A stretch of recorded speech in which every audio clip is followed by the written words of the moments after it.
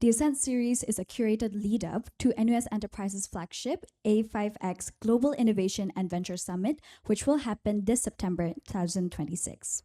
We bring you closer to leaders who have already made the climb, individuals who have built through uncertainty, scaled breakthrough ideas, and navigated realities of innovation at the highest level. Each session is designed to give you first-hand insights into what it takes to move from idea into impact. Today's speaker embodies that journey perfectly. Before we begin, please join me in welcoming Gary Ang, Professor of Practice for Defense Innovation and Applications, a champion of defense entrepreneurship, and today's moderator. Thanks. It's my pleasure today to welcome Charles, and we decided that the theme of this talk will be why leave Singapore and go compete in Silicon Valley. So we're going to find out why in the next 1 hour. So Charles grew up in this system, NUS High, then computer science at SUTD. By global standards, a world-class engineer before he was 25. In 2020, with his co-founder, Aravind Kandya, he started Bifrost.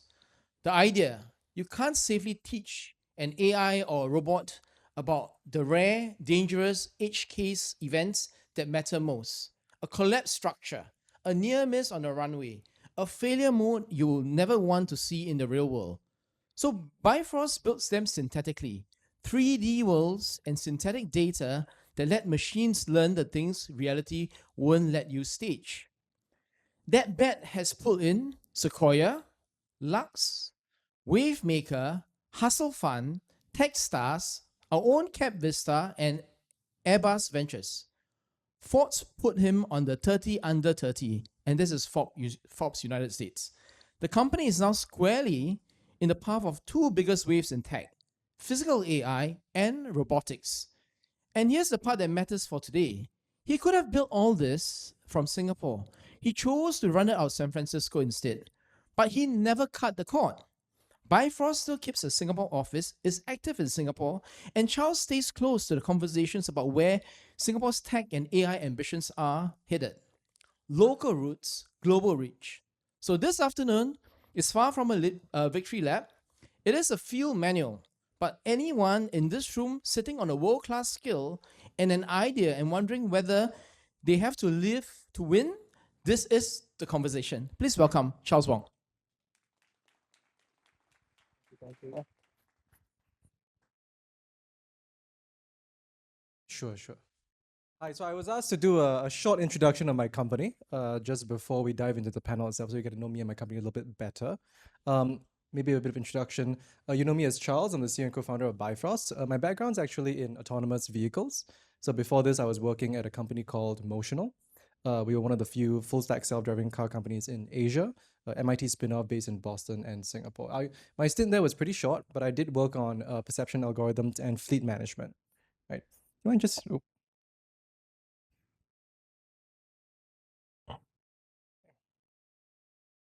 So what is Bifrost? What do you do, right? So Gary put it that we do simulation and synthetic data. You know, the way I like to think about it is that what we're really trying to do is we're trying to build the living library of physical work, right? The idea here is that, physical AI is upon us. We want to get AI out of our screens and into the physical world, to robots, cars, boats, planes, anything that moves, right? But in order to do that, we need to be able to show AI how to perceive the world, how to interact with the world, right? And that's really the basis of what we're trying to do. So to give you an idea of the kind of companies that we work with, the one common thread you see of many of the logos on screen, NASA, Saronic, Mitsubishi, Honda, really what we try to do with all of these companies is that we're trying to solve extremely technically demanding problems for mission critical organizations, right? Now, you know, we're not masochists. We didn't come out just wanting to solve the hardest problems for the sake of it. But the idea here is that if the problem is painful enough, if it's hard enough, there will be less people trying to solve it, right? It's less competition. But also, there's a real need, right?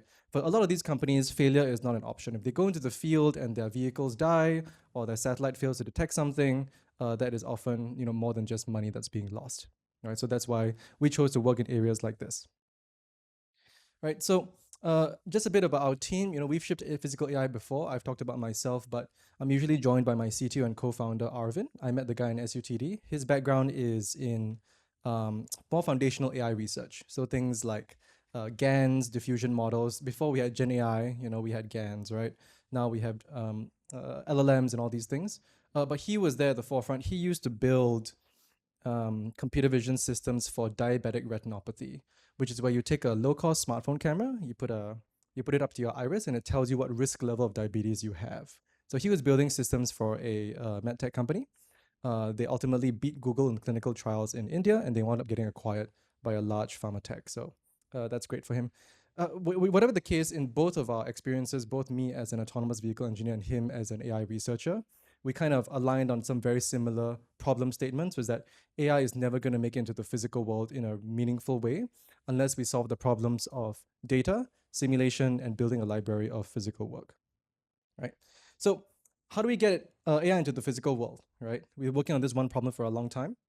And what we basically arrived at is we want to codify the world's hardest tasks as high fidelity simulations, right? As humans, we basically codified our knowledge as textbooks, as school curriculums, as videos on the internet.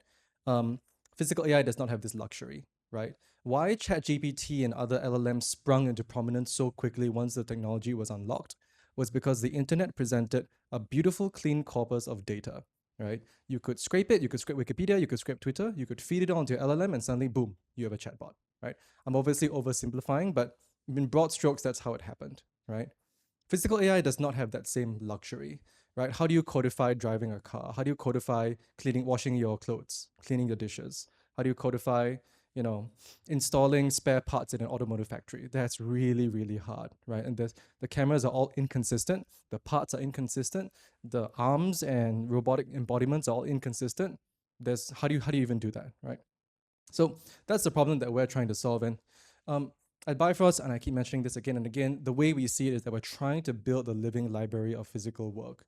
So you'll see a lot of my examples, we do a lot of maritime stuff, but really we touch a lot of different use cases.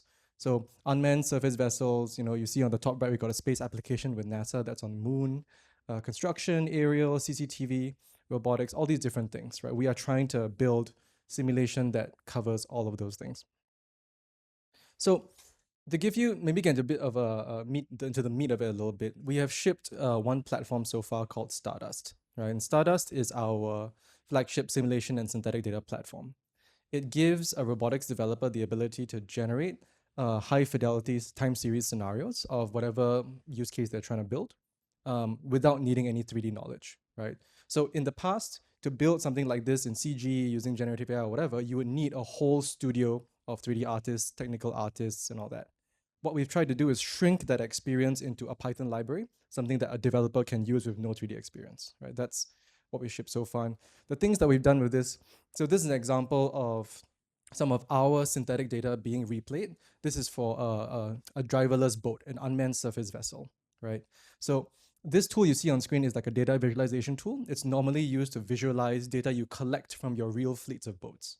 What we've done is just basically drop in our synthetic data as a one-to-one replacement. So you get a visual like this, multimodal, different sensors, different POVs, 360-degree situational awareness. You can see how useful this would be for someone training an autonomous boat, how to drive that boat well, right?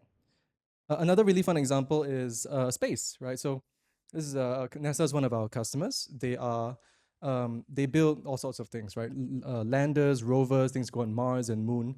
This is one of our very first projects with them, where they asked us to build photorealistic off-world terrain in order to train their Mars rover, right? So this is an example of what we created, and we fed all that data into one of their landing system pipelines, basically like this computer vision system that flies overhead and tries to detect where is safe for the lander to land, right? Is it smooth? Is it rocky? Is it bedrock? Is it debris? And this is kind of the fancy, colorful visual result, right? The solver is trying its best to figure out where is safe to land, and that bottom right camera image is a real life feed as the lander sort of flies over the surface. Right now, we are building a new product, and it's launching soon to open source. It is targeted at simulation and evaluation in robotics. So you guys may have seen, Jensen Huang's been shilling physical AI very, very hard, which is not a bad thing. But there's a rise in humanoid robots, generalist policies. You've seen the rise of companies like Physical Intelligence, Figure, Skilled AI. In Asia, we have one foundational generalist policy company called Real World. They're based in Korea. So this space is heating up tremendously. And this new product that we're launching soon is targeting a lot of the simulation and eval problems those guys face. So if you are a researcher or someone working in this space, please come talk to me. That is my ulterior motive for being here. I'd love to learn from you. I'd love to have a chat. So yeah, that's me.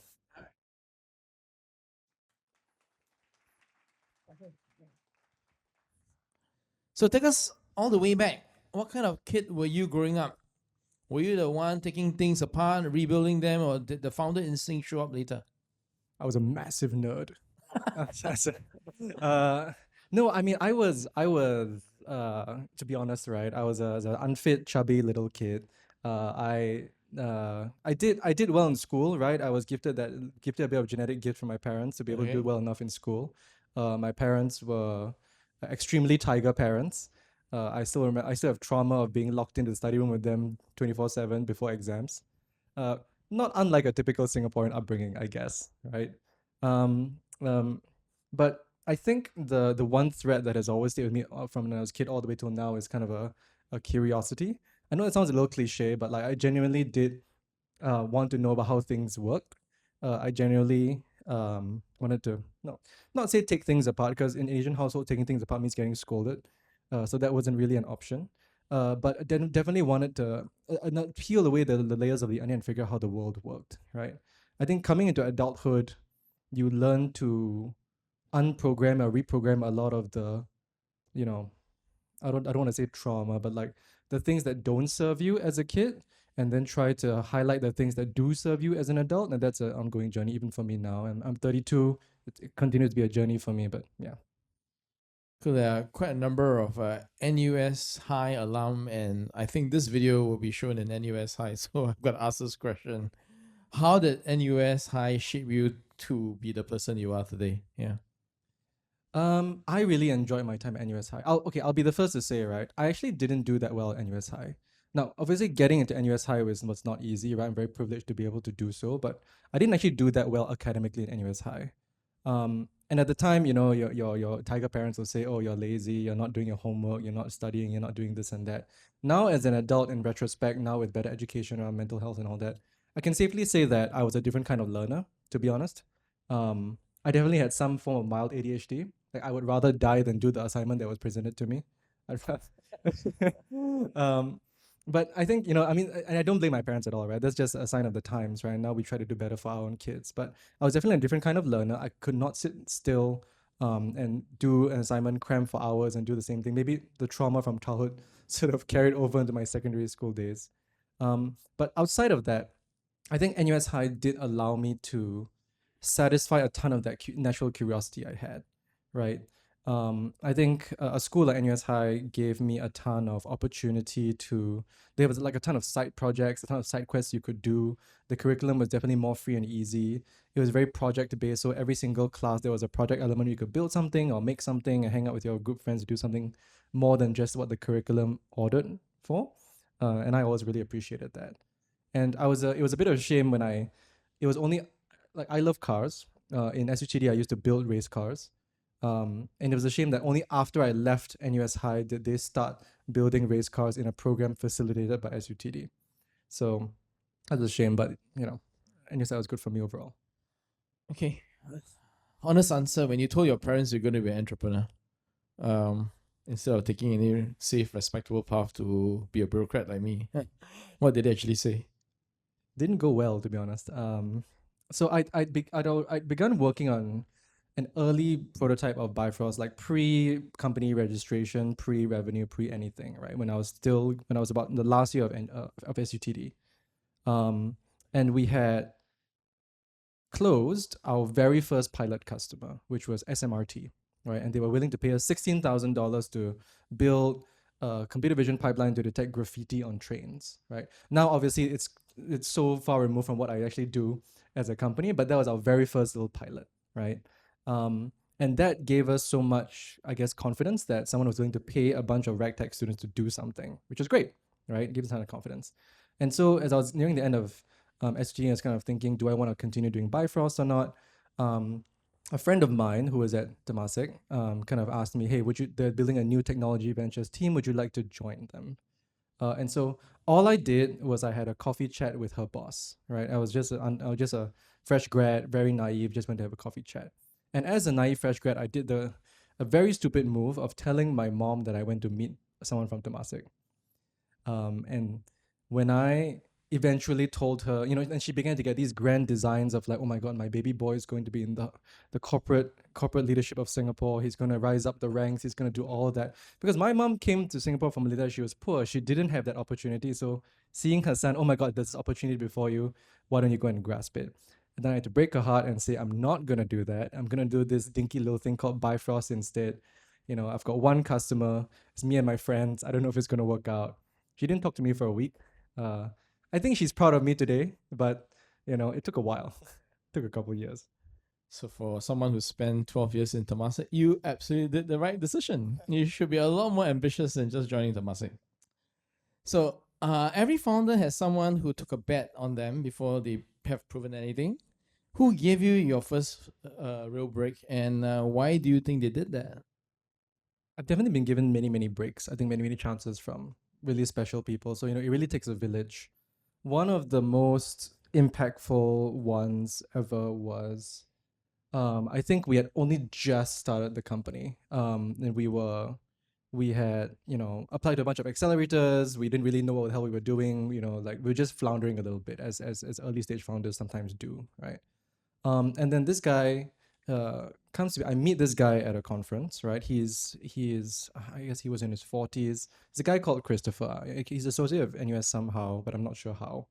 Um, but he basically had a long illustrious career in the SAF, the military, and then left and then went into like startups, innovation, investment, and all that. I had a chat with him, and he could see that I was not giving myself a break. Right, he could see that we had wins under our belt and failures, of course, but wins under our belt, and we were not celebrating any of those wins. Right, and so I chatted with him. He told me his story about, he was deployed to Afghanistan. He saw his friends getting blown up and everything, and so he was like, "Look, this is the start of your journey. You should be grateful. You should, celebrate your wins. Life is short. All that, right?" And at the end of the dinner, he slipped me a $50 note and said, "Go and buy you and your team something nice for your wins this week." Right. And obviously I was like, no, I can't accept the $50. I don't need it. It's okay. But he insisted I take it. Right. And that story always sticks with me. I hope he invested in your company. He did not. Oh my goodness.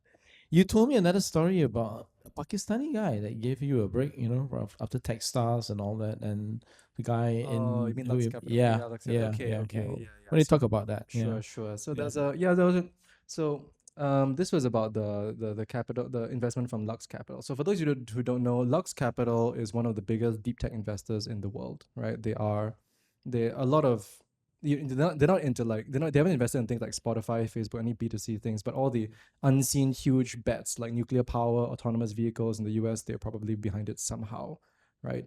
And the picture here is that me and my co-founder, we're just two boys from Singapore. We have no network in Silicon Valley. Somehow we get introduced to this guy. He has one chat with us. He likes the cut of our jib. He himself is an immigrant from Pakistan to the US. He decides that he wants to take a bet on just two young guys trying to make a difference, right? And so he puts one of the first pre-seed checks into our company. Bear in mind, this is during COVID, right? We never met the guy in person. We literally met over Zoom, but he decided to go out of his way and do a small pre-seed check in us, which, the grand scheme of things, the money is not a lot, but symbolically, it was like, it just gave us another little burst of confidence. Like, hey, this guy halfway across the world never met us, is trying to give us a chance. So. From the Temasek and the VC world, a check from Lux Capital, regardless of how much the amount is, it's huge. It's like being taken, into a totally different level. And betting on two Singaporeans. This guy, I felt really was a game changer for you. Well, I still got a couple of questions, but maybe we should ask. Can you bring up the questions from the floor? Hi, Charles. My name is Yiming. I just have one simple question, right? How do you convince the VCs to invest in your company?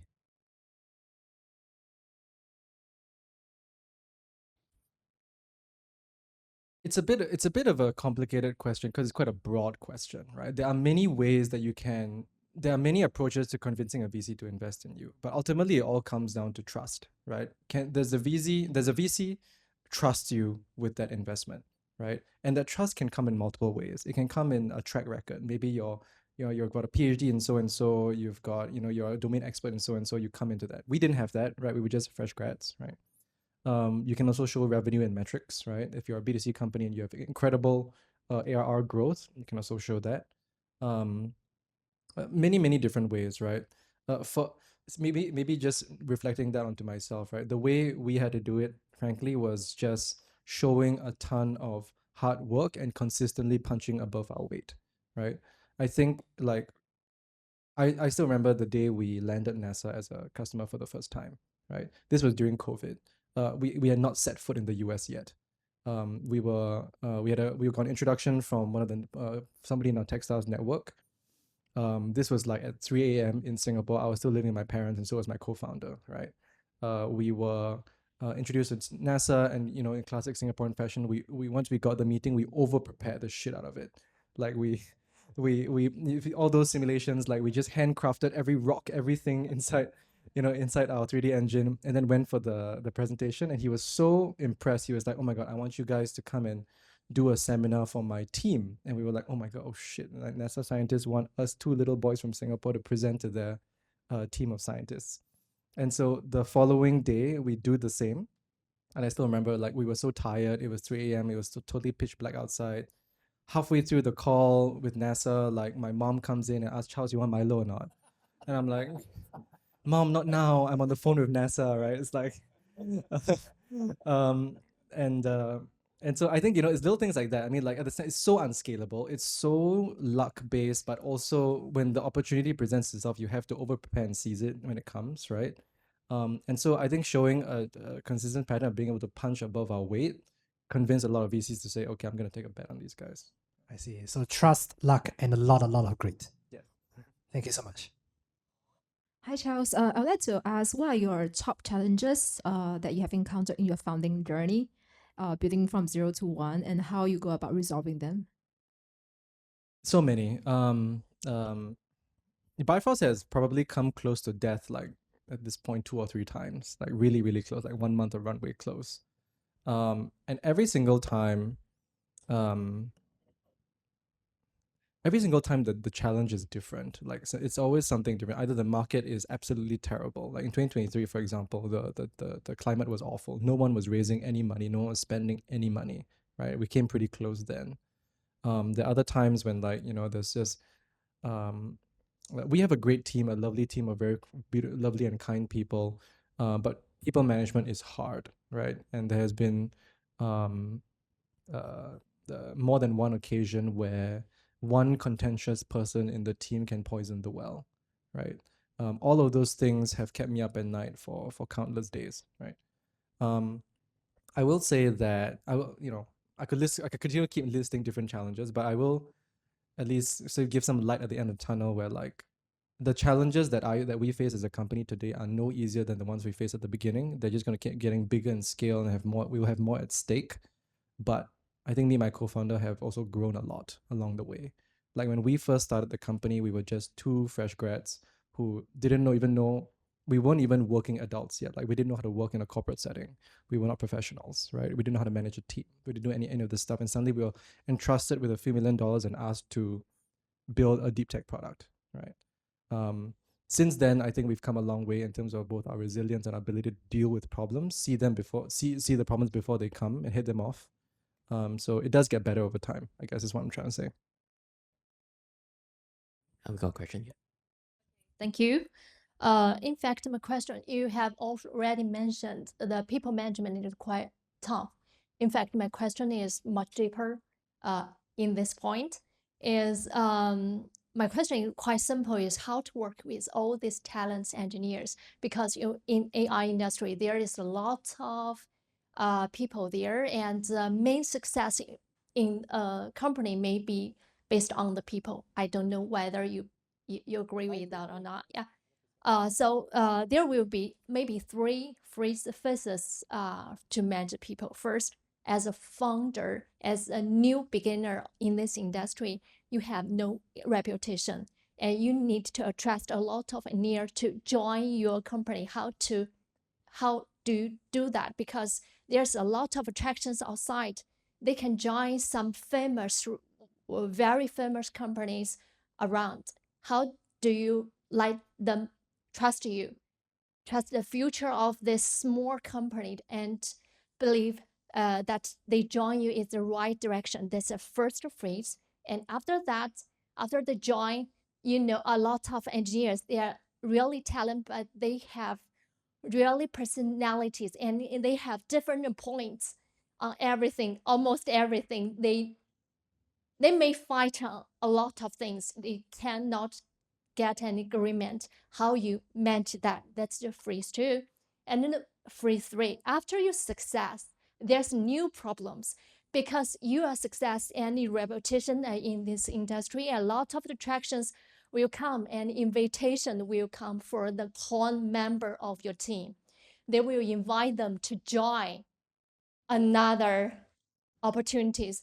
How will you keep the core members of your team to make sure you will get a next success? These are three phrases. Talent acquisition, talent management, talent retention. Yeah, that's thank you.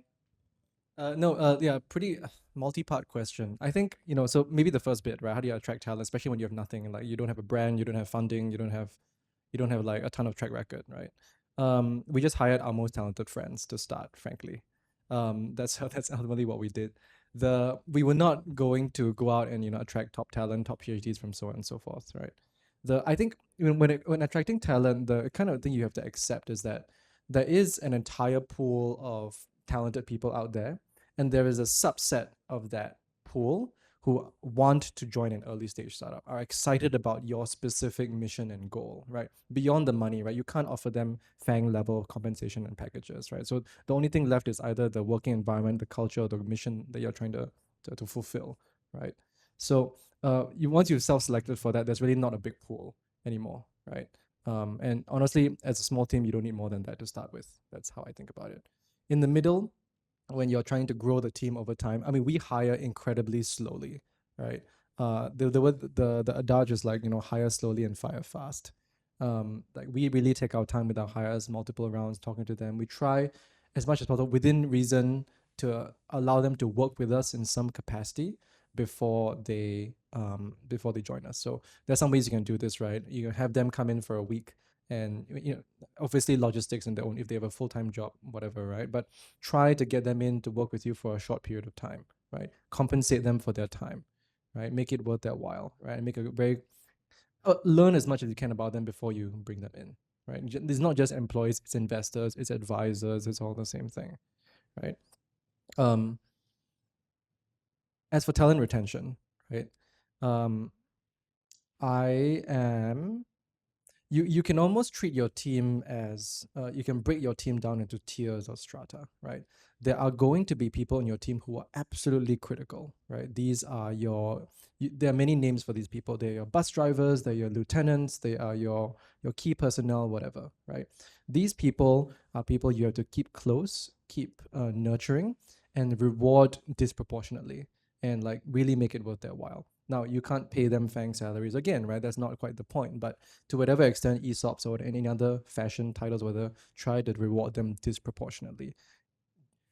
I sense, in Asia, I feel like we have a sense of like, fairness, like, I can't do this special thing for you because you'll spoil the market for someone else. But honestly, that's not how the world works, right? If there's someone truly critical, you need to treat them like they're critical and reward them for what give them what they deserve, right? For people in the mid-tier, people who do good work, show up to work 9 to 5, great, right? But if they leave, it's going to be a bit of a hole, but it's not a problem. I would say that's okay. Then this is where your usual corporate talent management bits come in, right? Your one-on-ones, your reviews, make sure they're happy, give them, delegate them right, talk to their managers, so on and so forth. And then for the bottom strata, people who are just there as warm bodies, right? They should probably not stick around too long. And if they leave, so be it. I'll be the first to say that firing really sucks, right? Firing people is one of the most painful things you can do as a founder. Giving critical feedback, having serious conversations, and firing people are the things that managers have to do that no one tells you you have to do until it's time, right? And they really suck. There's no getting around it. But what I tell myself as well is that if I have to fire someone, it's a really bad day for me. It's probably the other person's worst day of their lives, right? So I try to have some empathy for it and then so give them the best experience possible. Very cool. Okay. There are a lot of hands. Good. Hi, I'm Claire. I'm just curious, like, where do your name come from, Bifrost? Bifrost is a Nordic name. It is the rainbow bridge that connects Midgard and Asgard, or basically the Earth and the heavenly realm, right? You probably have seen it most popularly used in like the Marvel's Avenger Thor movies, but it comes from Nordic mythology. I actually have a funny story. One time we were on a Zoom call with it was a big call with the European Space Agency, and there were Nordic people in the room. And so when I said, "Oh, hello, we're Bifrost, Bifrost this, Bifrost that," all the Nordic people were like, "He's pronouncing it wrong. You know, it's Bifrost." It's like, okay, calm down. I said, "I'm sorry." So Singapore doesn't have a space company, no rocket company, no astronauts, but we got Bifrost. We have a pathway to the heavens. Yeah, and you're involved in, as you saw, the moon program, potentially the Mars program. He could be Elon's best friend in 20 years. I don't know. Yeah. Next. Yeah. Yeah, hi Charles. So for Bifrost, would you say you started more from the product or from the customer? Definitely the customer. Okay, so again, like you're gonna hear a lot of generic startup advice floating around from places like YC, from mentors, and forever. The one rule of thumb in startups is that no rule of thumb really applies like perfectly everywhere, right? So a lot of the B2C advice is like start with your customer. You know, your customer will tell you exactly what you need to do, and you just have to take that feedback and iterate on the product really fast, and you're gonna make it, right? It really depends on the sector, right? If we walked into any of our customers' meeting rooms, like Honda and Mitsubishi, and we ask them, "What do you want?" Right? They have no idea. It's true for a lot of heavy industry and B2B. They just don't come from that world, right? You have to, as much as our job is to be engineers and salespeople, it is also our job to be educators. I often find myself having to walk into a customer AI team and say that here's what I learned from all these other customers who are trying to do what you do, right? And what my recommendation is this workflow for you integrating this product, right? Telling them and educating them what to do. Coming to your question, it's yes, definitely the user feedback is to come into it, but we had to have a very opinionated take on the industry to start with. And you can't, just pull that opinion out of your ass and just start working with it. It has to come from somewhere, right? Either a lot of conversations, maybe you've worked in the industry before, maybe you've done a ton of research, but it has to come from somewhere. And the more high conviction your highly opinionated take is, the stronger your start is going to be, I think. Hi, what do you need to think about when you did a setup in Silicon Valley? Yeah, You mean it's something I like business and consider. legal stuff, is it? Yeah, yeah. Not just legal, but obviously setting up an SV wasn't your first go-to, right? And there are also other markets to consider as well to set up. And what made you make that move? Yeah. Sure. So, we always knew that the US was going to be our primary market, right? Singapore is just too small a market for what we do. There's just no going around it. There's objective fact, right? In Singapore, like our only customers are like ST Engineering and DSTA, basically. So we had to look outside. The US was now. I had at the time when I was starting the company, I had kind of conviction that, oh, it makes sense that the US, yeah, of course, Silicon Valley. Now I am like 110% sure that if you have to start there first, right? It's not just the size of the market, it's not just the talent or whatever that people say. It is just the density of the network, the connections, the conversations. You spend like half a year in Silicon Valley, you will have so many happy accidents you wouldn't want to hit you compared to spending 6 months in Singapore. It's not Singapore's fault, it's just the size of the market and density of connection, right? So whether even if you are planning to later sell into other markets like Europe or China or wherever, I really feel like Silicon Valley is an incredible place to start. It has its problems. It's expensive, right? It's surrounded by tech. You have no escape. Everybody around you is from tech, right? But pros and cons. Yeah. We have one question. Oh, down here, sorry. Hi, Charles. Thank you. I have kind of a two-part question. The first is, and it's to do with like the actual direction of the company. So the first is when you were starting this, did you find a problem from when your previous experience, or were you just an eager founder and you kind of looked for a problem to make a startup on? And the second part is how can you talk us through the journey? Because you said you were doing graffiti for SMRT and now you're doing physical data. Could you talk us through more the journey of how you ended up here? And were there any key moments where you could have actually gone a different direction? Sure. I think the key thesis for us from the start, even when we were students up until now, hasn't really changed. Was that robotics is really hard to bring to life. How do we make it easier, right? And actually, the very first idea we had wasn't simulation and synthetic data. It was actually we wanted to build better tools for SMEs to deploy robots into the manufacturing or logistics or whatever workloads, right? And we wanted to give tools to these guys to teach their robots through something called imitation learning or monkey see, monkey do, right? Can we build a system where it films a human doing a task and it then automatically one shot teaches a robot to replicate that task, right? Thus, kind of fulfilling the thesis of how do we make robots easier to deploy. We very quickly realized the technology wasn't there and the market wasn't there because these SMEs don't care. The financial structure and the incentives for these SMEs just they don't want to buy solutions this way, right? That's the naivete of us not being from the manufacturing industry. We didn't know that. So we pivot and we come to simulation and synthetic data, right? So that started in the beginning. Obviously, the nuance of the thesis, the target markets, the exact product we built has changed so much over time, but that remains a lot of the pretty much the core mission for us, right? And I mentioned Stardust, that's our main synthetic data and simulation product today. Manifold is our new one that we are also adjusting for this new market, right? The journey, it's been quite a while. So I mean, the journey is it's a long journey. I'll try to summarize the key bits. I think we for Stardust, there were actually two major iterations. One that we launched in 2021 for a very different market and a very different time. In 2021, when we tried to raise money and talk to people, people didn't know what the hell AI was, right? What is computer vision? What is AI? Why do you need data for it? You want to sell them fake data? From where? Why? Right? So like the questions were fair, and the market just wasn't quite there. And so the first product that we built was actually an incredibly dumbed down, super easy version of what we have today.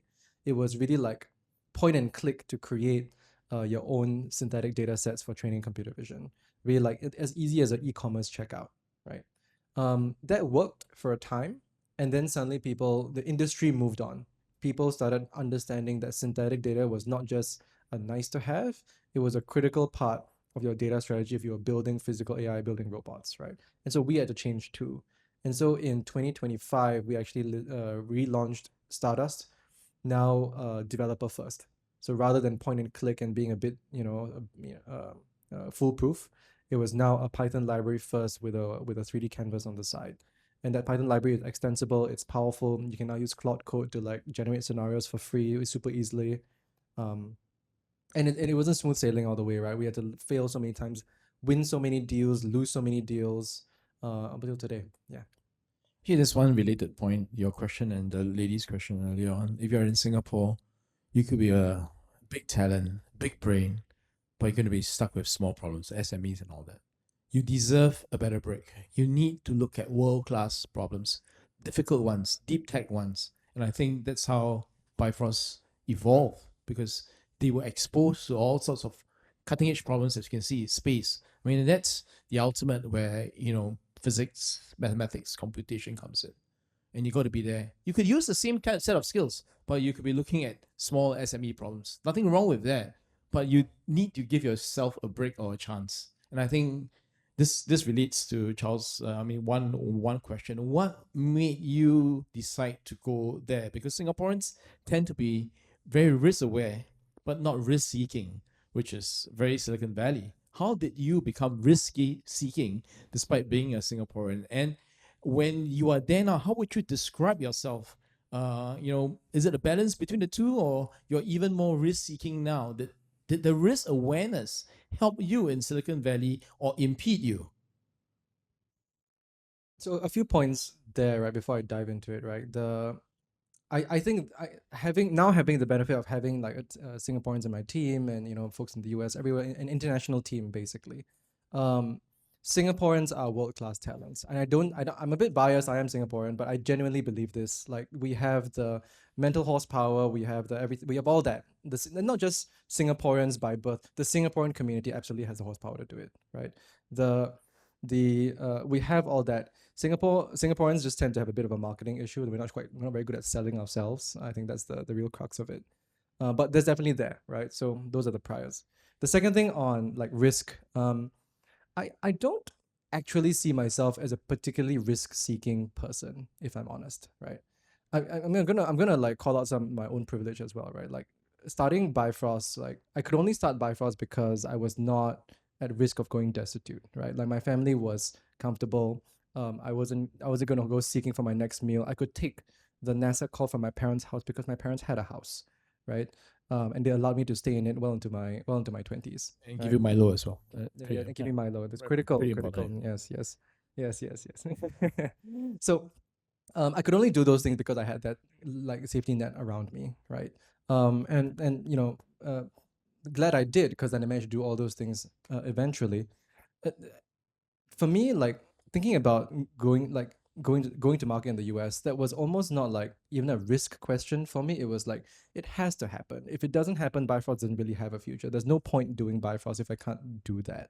It's not true for every business, right? If you're going to start like a pet store, supplies, not venture backed, and there's a huge pet community in Singapore, great. Yeah, nothing wrong with that. Go and do that, and go and do it to your heart's extent. But we chose to do this simulation for physical AI play. It required venture backing, and that is the game we chose, right? Whether or not we chose it and knowing all the facts as naive undergrads, probably not.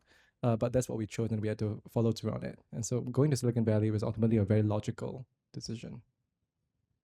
Yeah, I tell you, Singapore has talent, and one of the mysteries I'm still trying to unlock is that, there's the STEM Olympiads. Each country can only send 6 people or 6 students or participants to each of the event. So 6 from Singapore, 6 from China. So by, the number of gold medalists from Singapore is disproportionate. So the question is, where are they now? And Charles wasn't even one of the Olympians, okay? I don't know whether Arvind was or not, but there are a lot of Singaporeans at the age of 13 to 18 who are really world class. So these are the people that are on the pathway if they're continued, to become Nobel Prize winners or things like that. So I'm just trying to figure it out. I've got a defense venture lab here, building defense entrepreneurs and targeting some people who would be Olympians to become entrepreneurs. Yeah. So yeah. I will add one thing on that. Like, I think intelligence is such a funny thing, right? Like, when we talk about intelligence and capability, we tend to be quite reductive about it. We say this guy is smart, this guy is not smart, right? But the truth is that intelligence comes in so many different forms, and I didn't fully appreciate that until I had a team that I had to build and manage around me. Even for myself, like, yes, I made it to NUS High, and that's great. Clearly I had some baseline level of IQ to make it there. But once I was in there, I did not fully thrive in the academic environment. And only later, coming out as a founder, I realized, hey, I do have a bit of a talent for this sort of thing, right? Even within our own team, right? I still remember, one of our best teammates is this lady called Joanna. She joined us straight out of SUTD, right? And she could tell she was smart, right? She just came in as a junior software engineer. Until for the first couple of years, she was just fine. She was good, right? She could do engineering work, do a good job, go home. But when I asked her team leads and the managers about what more can we do, how was she doing, it was always good but not great, good but not great. And then last year, we found an opportunity for us. Like, okay, I still have conviction that Joanna is really smart. We just haven't found the right thing. And so we have a team, that's a solutions engineering team, that basically works directly with customers, right? Builds tools, helps them implement all that stuff. And so I said, Joanna, I'm going to make you the lead of the solutions engineering team. I want you to run it. I gave her some vague direction, right? And then she just took to it so well, right? She's an absolute killer at that job, and the whole team loves it. Customers all love her, and you just don't know, right? Because I met her when she was just a fresh grad, and you just don't know. Yeah.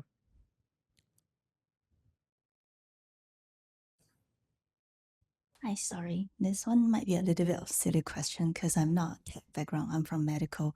So it's because I was trying to build something like AI assisted to help bridge in between like clinical decision and also the patient education. But apparently, from my knowledge, is that you do need a lot of data to train the AI, right? So any chance like when you were doing your projects, right, you got any shortage of data and how did you overcome it? So that's my question. So I mean, the problem that you face, not enough data for training your models, is exactly the problem that our customers face. But it's a very different industry, right? The kind of data that our customers need is images and videos. Images of cars driving around from the POV of the car, or from a factory, the robot doing the work, right? I'm assuming for you, it's patient data. It's like, doctor's notes, NRIC, date, birth, ethnicity, all that stuff, right? There are synthetic data companies that do text data, right? Not us, we're a different kind of synthetic data company, but there are a few out there. I don't know any off the top of my head, but I think a quick Google should find you some. Yeah, I think so. Yes. Hi, Charles. Nice to meet you. I think one question I have after just like doing some basic search on Bifrost AI is because you talk more about like the challenges, especially because you mentioned that you started a company around 2021 when AI wasn't that big mainstream as it's right now. So, what are your thoughts on the future of AI in a sense? Because there's rising research on world models, then how do you think Bifrost is going to adapt to like future changes? Because now you don't really need synthetic data sets when you can create a whole world model for specific scenarios, may it be defense, space, and whatnot. So how is Bifrost adapting to this? Yeah. So this is kind of that's why we're as a company we're not defined by our technology. If like I think a lot of if your university spin off and your company is just like, oh, I have this one really great invention, this one really great patent, and my whole company is built around that patent being valuable, then yeah, exactly this kind of innovation will kill you eventually, right? But even from before we started the company, our thesis has always been, how do we help robots go faster? How do we make them come into real life faster? So whenever a new technology like this comes along, we integrate, we build into it, and we just provide the tooling around it to make it actually useful. We have played around with world models a ton. They are not there yet. They will be at some point, but they are not there yet, right? And already we're like shifting parts of our stack towards it. So like right now, developers care a lot about the controllability and determinism of their 3D scenarios, right? If I put a boat in front of me 30 meters away, it has to be exactly 30 meters away for the sensor specs to make sense, right? That's why 3D still has a place. That's why 3D's CGI is still important, right?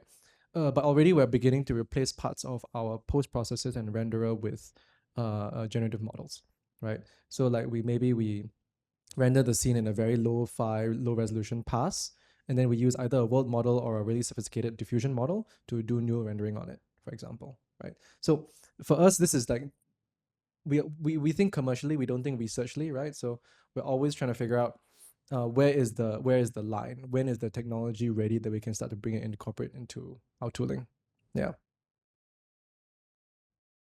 Hi, Charles. So my name is Yimo, and I'm a current strategy associate at Fingerdance. So Fingerdance is an AI company that builds sign language solutions. So currently, we're based in Singapore, but we're looking to expand into the US market. So my question is, for a Singapore-based pre-A series startup, how do we attract the first batch of investors in the US market, or just to enter the relevant network? Thank you so much. Again, there's multiple ways to address this. I think there's nothing quite like spending time physically there, because you can definitely ask NUS Enterprise, you can ask your network, you can ask me to give you introductions and all that, but they will always be a little bit distant, a little bit like 1 degree away, right? The true It's a numbers game, right? One or two introductions isn't going to make enough of a difference. You do need that density, that frequency of connection. That means you have to go there. You have to go to all the all the networking events, the the get-togethers, the founder spotlights, the founder dinners. You have to spend time there, and everyone in Silicon Valley is there for a reason. Everyone is there to look for intros to investors, to look for the next round of funding, to look for the next customer. That is just the vibe of the place. So you will not be out of place going in as an outsider and asking for those same things, right? So encourage you to just go ahead and do it. Yeah, remember we spoke about having to building a Singapore community there to provide the support, because that every other country has a community there to provide the support, and then you volunteered to be the Singapore Godfather, and I will be the Sicily to supply you with the people for that network. How important is that? I know that from the Ukraine war and the way Israel works, it's the tech community now is very influential. They are the ones from Silicon Valley supporting the war effort in Ukraine. If they are not in Ukraine or not in like Warsaw, they are there hacking for the Ukrainian military because they're Ukrainians, and they use their network to influence policy even all the way to Washington. The same Israel has been doing the same for the longest time. You look at Jensen Huang, for example. Is he American? Is he a Chinese? Or is he a Taiwanese? Look at him in Taiwan last week with his parents. Clearly, if there is an issue with Taiwan, he's there to help. And he's built so many, subcontractors and all that for NVIDIA from Taiwan. Is this something which Singapore, should do? Can you do it as a matter of policy, or should it be organic that, people like yourself who have succeeded will want to contribute and help other startups? Because if you have a strength in that community, it helps everybody. A rising tide helps everyone. What are your responses to all that? Yeah, I mean, it kind of has to be your question on like, is it policy? Is it organic? It kind of has to be both, right? Like what's happened in the past has happened in the past, right? Singapore has, of course, it's a growing tech ecosystem. We've had a couple of successes like Razer, like Creative, and things like that. But we don't have obviously the density of network like the US does, right? So every win that we do have, we have to celebrate it. And the people who do win have to give back, right? It's not easy. Easier said than done. Everyone says give back, but what does it really mean, right? I don't think I have a really good answer, to be honest, right? I think it's a work in progress for all of us. The hope is that eventually this becomes enough of a self-fulfilling prophecy where even the cultural fabric of the startup community in Singapore is all about giving back. But I also understand it's really hard to give back if you felt like you haven't even made it yet.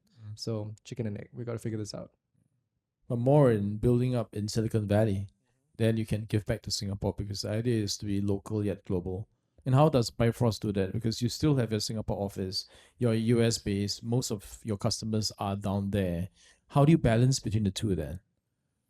It's tough. I mean, time zones are always tough. For me, like, it's very clear that all my go-to-market activities, my fundraising, my customers and all that are very US-centric. And whenever I'm there, I can see that part of the business speed up tremendously. Like, you can kind of have a third-party observation of your own activities, and you can see that it speeds up whenever I'm there.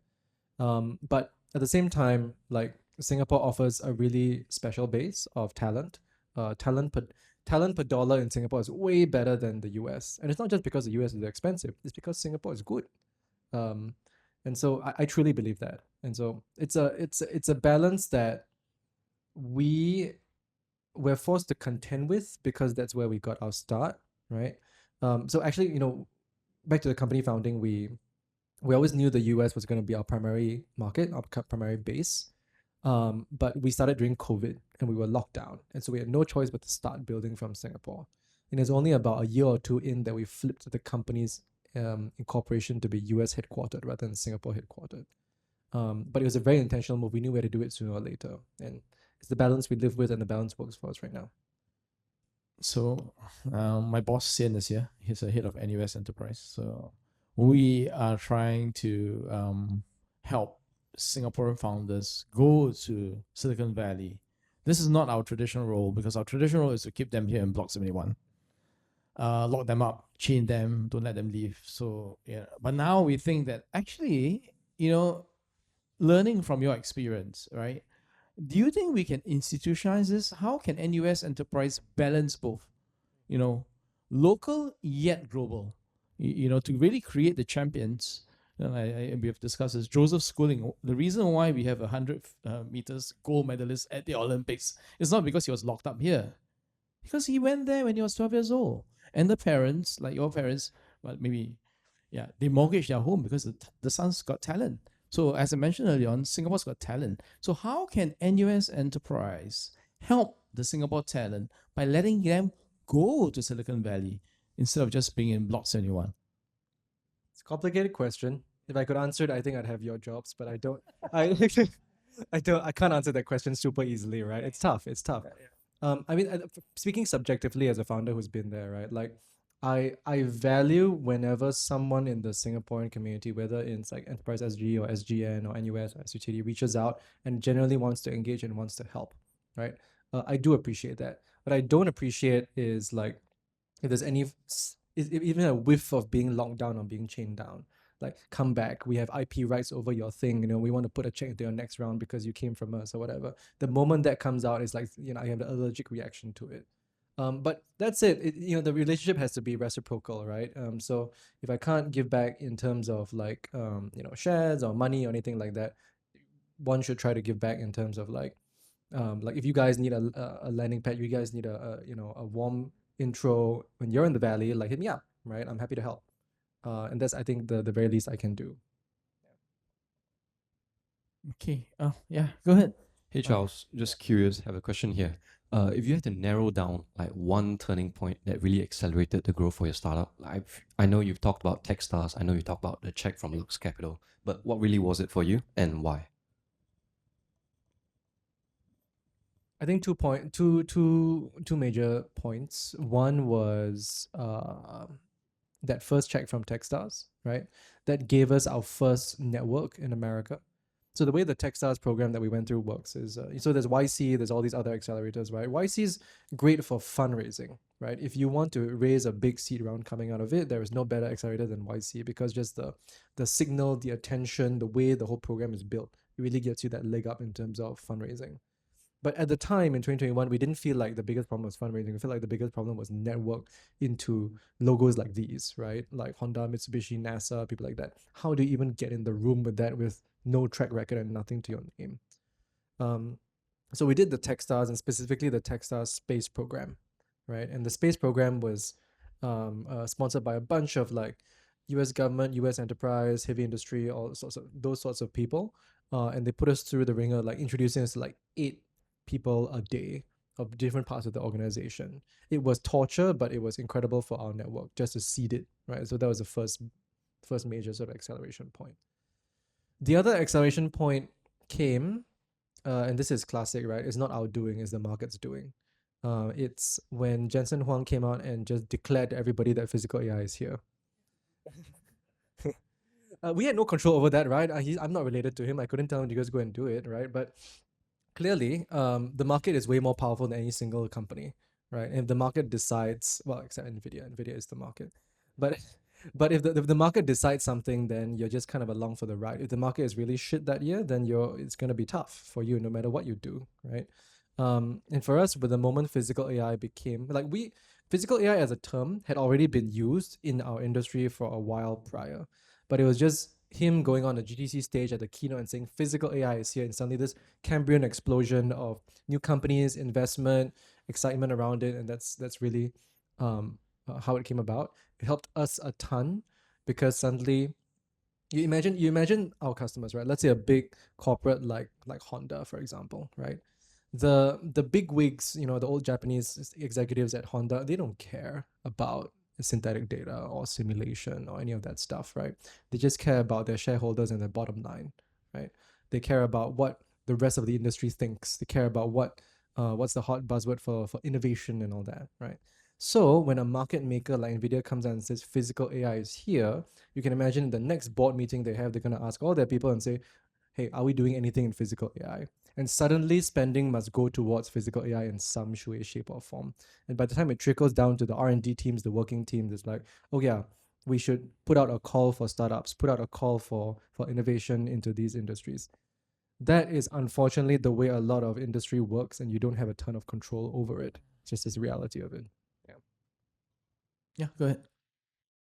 Well, my advice is always skate to where the puck is. All right, you got to anticipate what Jensen Huang is going to do next. Hey, Josh, thanks for sharing.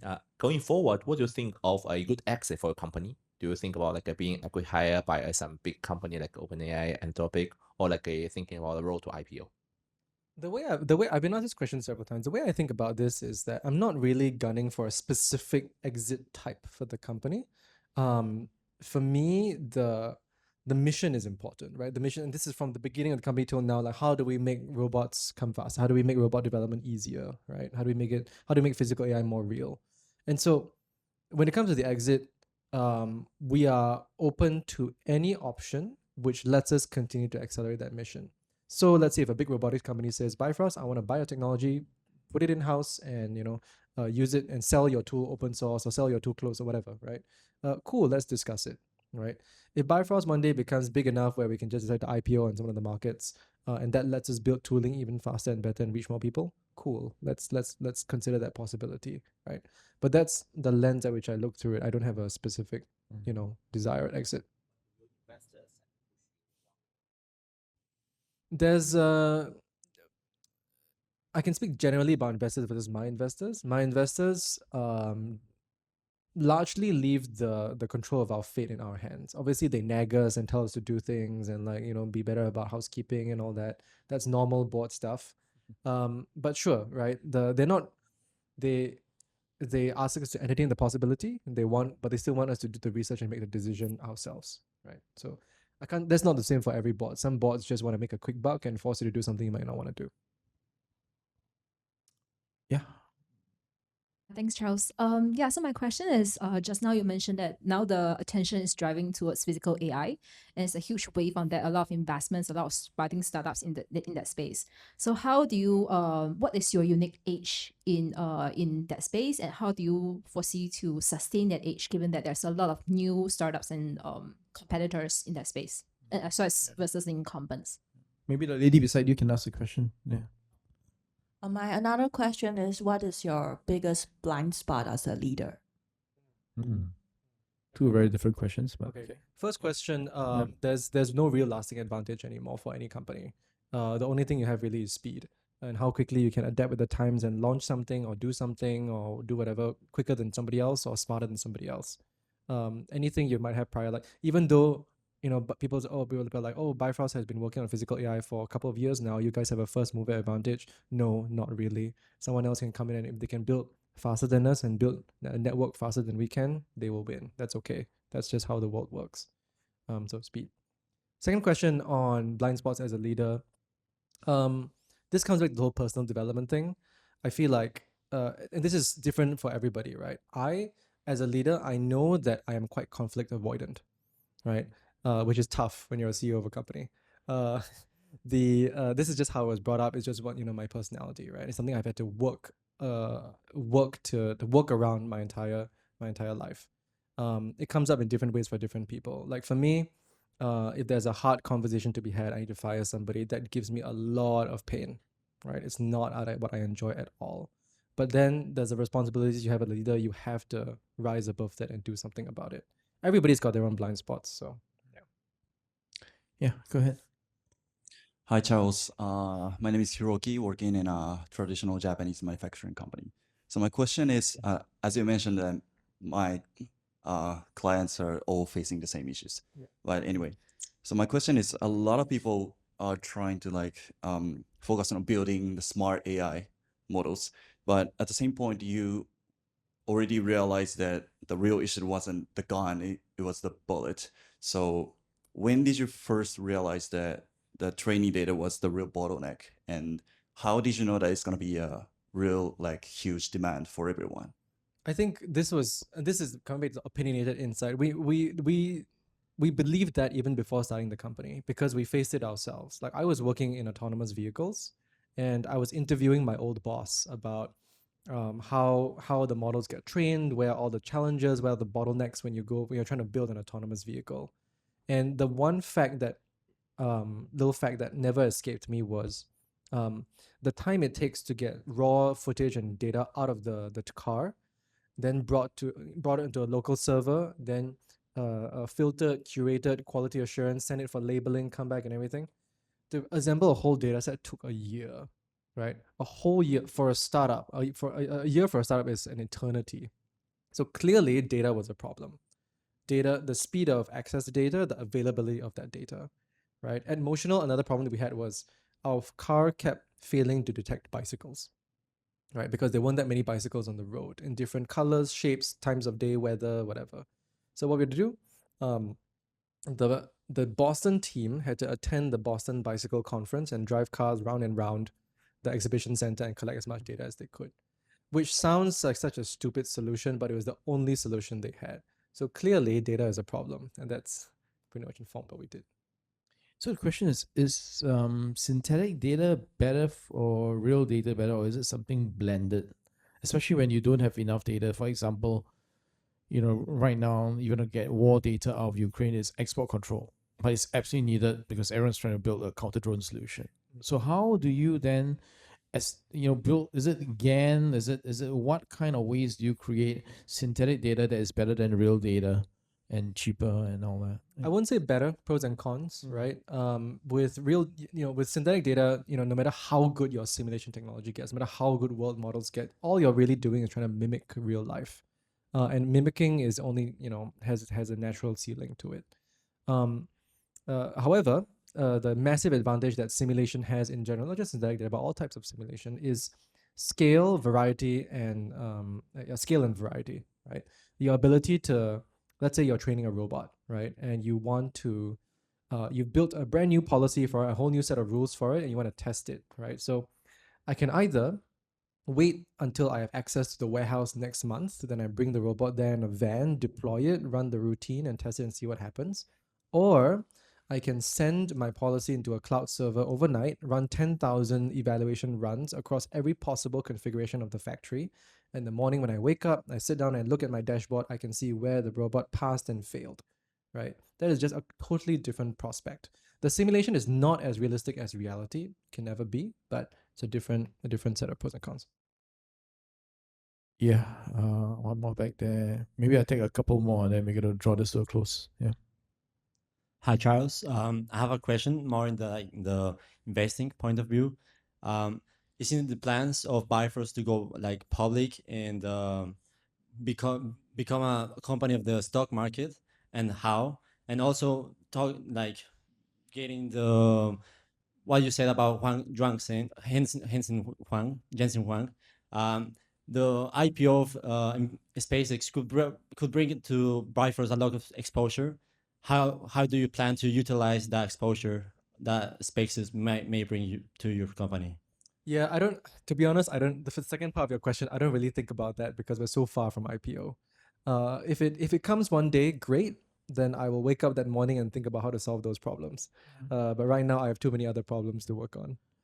As it pertains to, how I think about going for IPO, and I answered this gentleman earlier, I don't really think about, I want Bifrost to go IPO, or I want Bifrost to get acquired by so-and-so company. For me, it's about the mission. If I can find the right place for Bifrost to keep accelerating the mission of getting robots faster into the real world, I will choose that option. But even the next raise will be Series B, right? Do you know when you're going to do a Series B? And if you raise Series B, you get your face up and your company out on NASDAQ in Broadway. It's quite amazing. I don't know when it will be. We'll see. Yeah. We'll see. Depends on the market. Cool. Yeah, maybe okay. Last two questions. The last one, yeah, and then we're gonna draw the close. Yeah, go ahead. Hi, Charles. You mentioned that you have a lot of problems to work on, right? So, what is the top challenge that you're facing right now?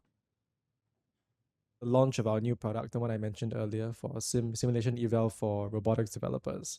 And there are so many moving pieces because when we started the company, the robotics landscape was much thinner. It was much less complicated. There were far less people. We were very much just a dev tool selling to robotics teams. Now there's a team or a company fulfilling every niche, every layer in that space. NVIDIA, the cloud partners like AWS and GCP, the neo clouds like Nebius and CoreWeave, the robotics companies, the foundational model companies, the frontier labs. Suddenly my partner strategy has become a lot more sophisticated than it used to. That's what I'm wrangling with right now. Okay, last question, please. Hi, Charles. I'm Hong Yi. I guess I'm a founder of a agentic design company. but my question comes from at the cut of YC always says, oh, you should do things that don't scale and you should spend all your time talking to users. But I think maybe I'm wrong, but for a company in deep tech like yourself, where your consumers are basically devs, robotics shops, and I guess deep tech itself, where do you draw the balance where you're like, okay, I have seen enough and I want to work on our core product instead of like being a consultant for Boston Dynamics, for example? Yeah, it's tough. It's tough. I see so many deep tech companies fall into that trap of like, okay, we find one lighthouse customer. It's a big customer. We're gonna build our product around this one use case. It's a problem, and we almost fell into that trap more than once, to be honest. The ultimately it's there's no simple. I don't think there's a simple metric to say that I've had enough. I've enough talking to this person. I've got enough feedback. The only thing I can say is you have to have some distance between yourself and the customer, in the sense that you talk to all these users, you get all this feedback. It doesn't mean you just take it as instruction. You still need to go away and synthesize and then form your own opinion, which is hard. This is, I think, maybe is the make or break moment for most startups, because like you said, like you rightly say, you're either a service shop or you are a product company, and products don't just spawn out of, whatever input, right? It comes from a mixture of mental of the model of the world, user feedback, taste, engineering ability. I think that taste is the hard part, to be honest. Barry, can I follow up? Was there like a specific moment when you went like, okay, you know what, this is what Bifrost is going to be, and we're going to serve this niche specifically? I think we've had several like mini moments. Like there's not one grand epiphany that gave us this like stunning insight, right? But like our not pivot, is this, when we rebuilt the product from scratch. Where our first product was like that, brain dead pick and point and click interface to like a dev first interface with the Python library. I think that was on some level what we'd always wanted to build, but we felt like the market was not ready for it. And once we felt like we'd gathered enough data points that the market was ready for it, we just took a swing at it. And it was a risky swing, because when you're developing new product, you can't sell it.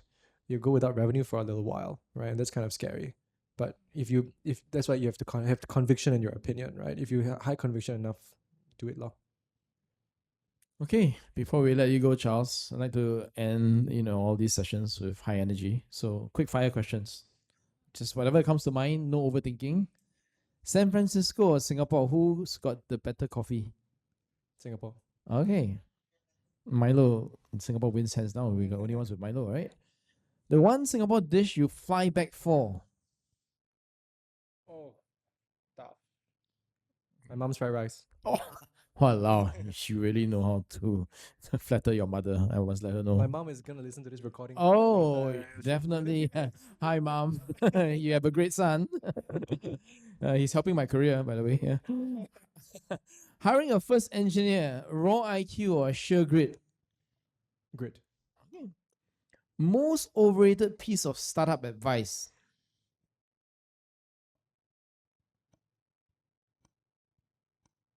Most overrated. Yeah, piece of startup advice. I'll come back to you. Let me think. One word Arvind would use to describe you? Handsome, patient. All of those things. Okay. Yeah. On task. On task. On task. Okay, great.